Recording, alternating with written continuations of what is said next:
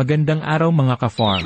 Sa video na ito, tatalakayin natin ang mga pangunahing hamon na kinakaharap ng mga nag-aalaga ng bibe sa Pilipinas. Kung ikaw ay nagsisimula pa lamang o matagal nang nag-aalaga, mahalagang malaman ang mga ito upang mapaghandaan at mapanatiling matagumpay ang iyong bibehan. Ang pabago-bagong klima ay nagdudulot ng pagbaba sa egg-laying productivity ng mga bibi mula 85% patungong 50 to 60%. Ang init ay nakakaapekto sa kalusugan at produksyon ng mga bibe, kaya't mahalagang magkaroon ng maayos na bentilasyon at sapat na lilim sa mga kulungan.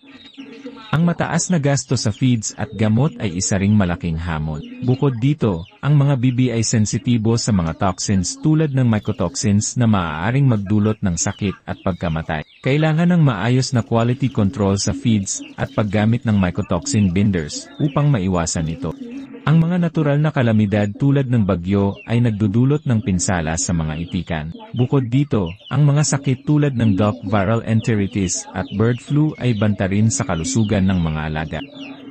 May mga ulat din ng pagbaba ng demand sa mga produktong bibi tulad ng balut at itlog na maalat. Ang kakulangan sa product standards at market information ay nagpapahirap sa mga maliliit na magsasaka na makipagsabayan sa merkado. Kailangan ng mas maraming pananaliksik at suporta mula sa gobyerno upang mapabuti ang marketing at distribution ng mga produkto.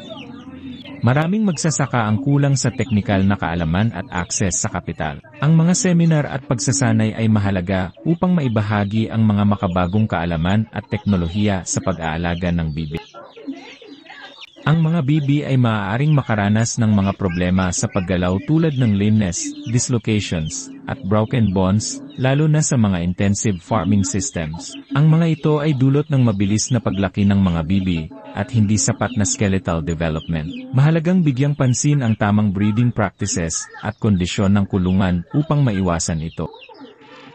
Ang mga bibi ay partikular na sensitibo sa mycotoxins na matatagpuan sa feeds. Ang mga toxins na ito ay maaaring magdulot ng immunosuppression at pinsala sa atay ng mga bibi. Mahalaga ang regular na pagsusuri ng feeds upang mapanatili ang kalusugan ng mga alaga.